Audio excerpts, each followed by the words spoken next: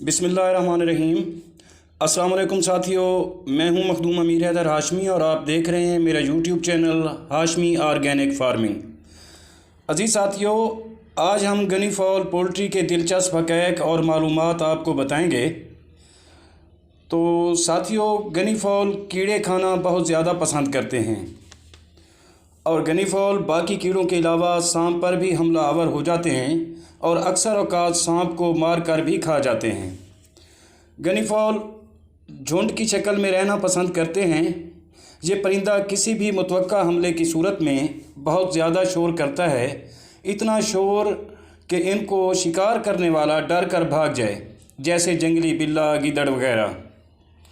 साथियों, ये मुर्गियों की निस्बत बहुत लंबी उड़ान भरते हैं और बहुत देर तक उड़ते रहते हैं। अज़ीज़ व्यूअर्स, ये परिंदा कीड़ों मकोड़ों के अलावा नरम घास खाना भी पसंद करता है। ये परिंदा अपनी मादा से इंसानों और जानवरों से छुप कर मिलाप करता है। इसका मकसद है कि ये बहुत ही शर्मीला परिंदा होता है। दोस्तों, ये परिंदा जंगल की झाड़ियों या जड़ी बूटियों में अंडे देता है, जहां इंसानों की आमदोरफ्त कम हो, और वहीं अंडों की हैचिंग भी करता है और वहां से अपने चूज़े निकालता है और उनको पालता है।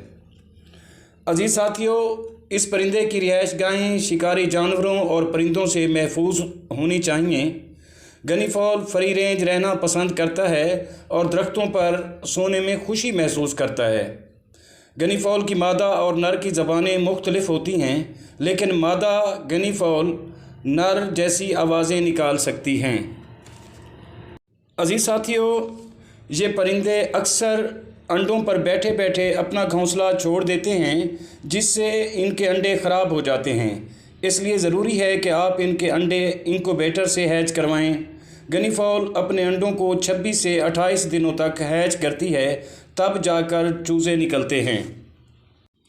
अजीज़ साथियों, अगर आप इन परिंदों को इजाफ़ी खुराक देंगे तो ये खुराक इनको वापस शेड में लाने का सबब बनेगी, वरना ये जंगली हो जाएंगे और रात को भी वापस नहीं आएंगे और दरख्तों पर ही बसेरा कर लेंगे।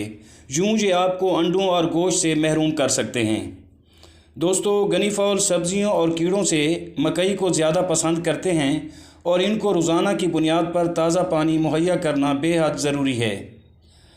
अज़ीज़ व्यूअर्स, गनी फॉल परिंदों की सेहत के लिए सर्दी अच्छी नहीं होती, लिहाजा इन्हें सर्दी से भी बचाना बहुत ज़रूरी होता है।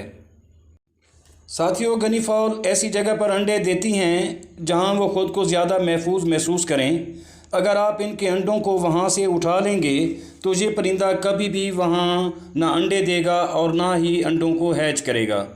ये हमेशा एक रेवड़ यानी झुंड की तरह रहते हैं और ख़ुद को ज़्यादा महफूज महसूस करते हैं।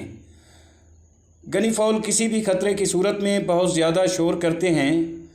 आप गनी फॉल को दूसरे परिंदों के साथ जैसे मुर्गियों, तीतर और कबूतरों के साथ नहीं रख सकते, क्योंकि ये दूसरे परिंदों बिलखसूस मुर्गियों और मुर्गों को धमकाते हैं और मारते हैं। हाँ, अगर आप इन सब परिंदों को उस वक्त साथ रखें जब ये छोटे बच्चे हों तो इनकी आपस में हम आहंगी हो सकती है, और अगर आपके पास ज़्यादा ज़मीन है तो तब भी आप इनको इकट्ठा रख सकते हैं। अजीज़ साथियों, गनी फॉल अक्सर शोर मचाना शुरू कर दें तो ये आम तौर पर इनका शोर का दौरानिया 10 से 20 मिनट तक लंबा हो सकता है।